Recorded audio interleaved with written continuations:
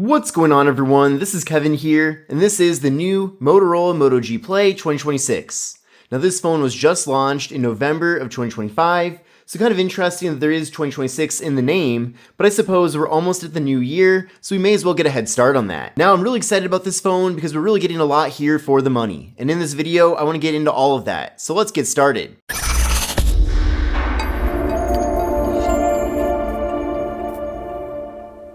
So this is the Motorola Moto G Play 2026. So as I mentioned, this phone offers a ton of value. In fact, the phone is being offered at an MSRP of just $179, and as time goes on, I'm sure this phone will be offered at a lot of different carriers, and typically at the carriers, you can save even more money. So definitely take a look and see if your carrier has this device, and if they do, see what different promotions and deals are available, because it's certainly possible that you might be able to get this phone for a fraction of that full MSRP. Now, what's interesting about the Moto G Play 2026 is that there actually was no Moto G Play 2025. So the predecessor to this device was the Moto G Play 2024. Now we'll be doing a comparison between this phone and that phone in a separate video, so definitely stay tuned for that content, but basically this phone is a nice upgrade from what we had previously, and I'm certainly glad about that.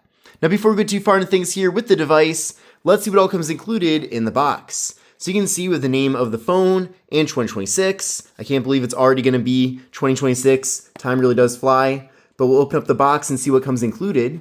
Now this is a slim box because there is no USB wall adapter, but in the box we have basically this packet. So we'll open up the packet and stuff's already falling out.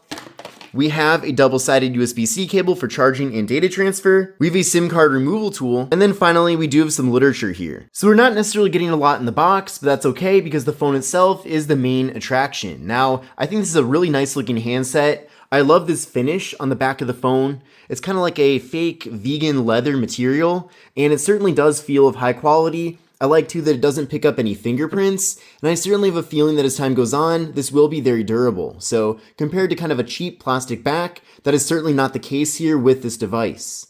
Now you probably noticed that it appears that there are 3 cameras, but there actually are not. There's actually only one camera here. So this circle right here is nothing, and then there is a main camera, so it is 32 megapixels.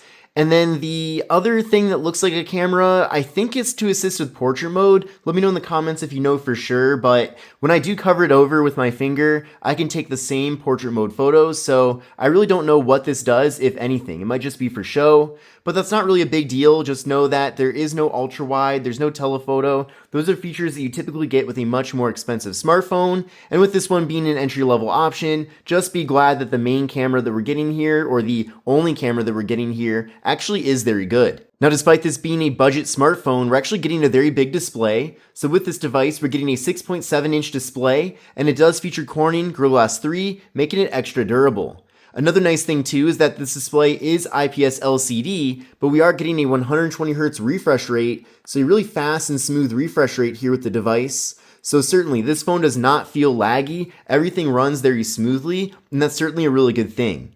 Now when it comes to the display brightness, this display has a peak brightness of 1000 nits, so keep that in mind. Now in comparison, a flagship smartphone might have between 3000 and 7000 nits, so it's certainly not nearly as bright. Now if you are indoors, that's not that big of a deal, but this really is more relevant if you're outside, because if there is a lot of sunlight, you might have a little bit more of a difficult time looking at the display, and especially since the display is LCD, you're not getting as good of viewing angles with the phone, and then also it literally just doesn't look as good outside. But that's not really a problem, at least for a phone in this segment, because the display as it is does look really good. Now this display is 720p, so keep that in mind too. We're getting a PPI of 262, a 20:9 aspect ratio, so a narrow but tall form factor. So this phone is very tall, that's for sure. And then we're getting an 84.7% screen to body ratio. So we are getting a thicker bottom bezel here, and then up top here though, we do have a hole punch for the front facing camera, and that front camera is 8 megapixels. So in general, the design of this phone actually makes it look and feel a bit more expensive than it technically is. And especially if you put a case in this phone, it would pretty much blend in with any other Android smartphone out there. So in general, it's not like they're doing anything special here, but at the same time, they're not doing anything to go out of their way to make this phone appear to be cheap. So that's definitely a nice thing. Now with this device, we are getting micro SD card expansion, which is really good. I know there's a lot of people out there that do like to put an SD card in their phone to add to their storage. And then internally with this device, we're getting 64 gigabytes. Now I do feel like in 2025, 64 gigs kind of is the bare minimum, but I'm glad that we are at least getting that. And then again, if you do want to add in an SD card, then at least you can offload some of your photos and videos to that SD card to free up internal space here on the phone. So it's nice to have that flexibility. Now with this device, there's no wireless charging, but we do have a fingerprint sensor on the power button, so we'll give that a try right now. And that's really fast and responsive, definitely a great thing. So there is no in-display fingerprint sensor. It is located here on the power button, but the placement of it actually is very convenient, so that certainly is really nice. And then with this device, we are getting face unlock, so I appreciate that we do at least have multiple methods for getting into the phone. Now here's how things look within the camera app on the device. So again, we're just getting an option here for one camera on the rear of the phone. There is a 2 option there, but that's simply cropping in. So it's a digital zoom, which could be useful in certain situations, but it is not a separate camera. There is portrait mode as well, so you can get those blurred out backgrounds, but I just don't really see how the camera, you can see I'm actually covering it over right now, I just don't see how that camera really plays a role at all, if it even is a camera. So, the other one here is the actual main camera on the device. So just keep that in mind. Again, nothing that's really a problem, but just know what you're getting into here. Now, in addition to that, you can go over to the More tab. There are some other options. There's dual capture video, for example. So you can capture video with both the front and rear camera on the device. So that is convenient in certain situations. You can flip around as well. You can go over to video. And within video, there is only 1080p video, no 4K, but again, not really a problem with a phone in this segment.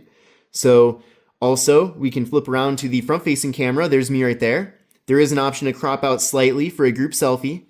And definitely stay tuned for my full review of this device because I will be showing you a lot of different photo and video samples from all the various cameras here on the phone.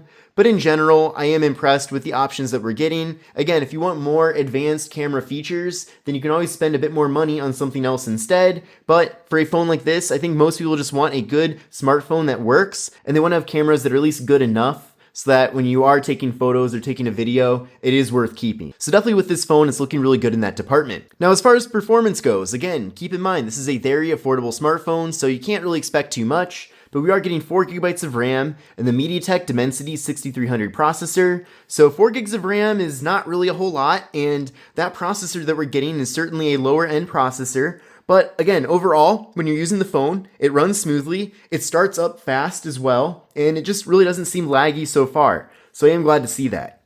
Now I did run a benchmark test using Geekbench 6, and here are the scores that I got from that test. So I got a single core score of 797 and a multi-core score of 2109. So what I recommend doing is running this test on your current phone and then compare your scores to these scores to really see how the Moto G Play 2026 does measure up to the phone that you currently have. Because you certainly would not want to get this phone if it's not a performance upgrade for you. Now with this device, we are getting a very large 5200 milliamp hour battery, so definitely a lot of battery capacity with the device. And in addition to that, the phone actually does support up to 18 watt fast charging. Now, as I showed you a little bit ago, there is no charging adapter included in the box. So certainly if you do want to get those full charging speeds, which you definitely will because that is very convenient having fast charging, then just make sure that you're getting a wall adapter that at least supports up to 18 watts. Now there are a few other nice things with this device. We are getting NFC, so you can use it for tap and pay, and we're also getting stereo audio. So we're getting audio out of both the main speaker on the bottom of the phone, and then also the earpiece. Another nice surprise is that this phone does have a 3.5mm headphone jack. So we're seeing less and less phones in the budget segment that have a headphone jack, but fortunately this phone is one of them. So there's a lot of benefits to that. Of course, you can just use any pair of wired headphones with the phone. And I think there are still a lot of people that are looking for smartphones that have that feature. So I'm glad it's there. Also on the bottom of the phone, we have the USB-C port for charging and data transfer. We have the microphone, and then as I mentioned, the main speaker. On the right side here, we have volume up, volume down, and the power button, which doubles as the fingerprint sensor. And then on the left side, we have just the slot for the micro SD card and SIM card. And then up top here, we have the noise canceling microphone. And overall, that's pretty much it here with the device. And on the back of the phone, we're getting this really nice vegan leather material. We're getting the camera module, flash, and then the Motorola logo. And that's pretty much it here with the device. But overall, I really like the phone. I think it's a great budget option, especially if you're not looking to spend too much money, but you still want a good, usable smartphone. So definitely you should consider going for the Moto G Play 2026 if you just want a device that will suit kind of those more basic needs. But I hope you enjoyed this video. This is Kevin here. This is the Moto G Play 2026, and I'll see you in the next one. Take care and have a great rest of your day.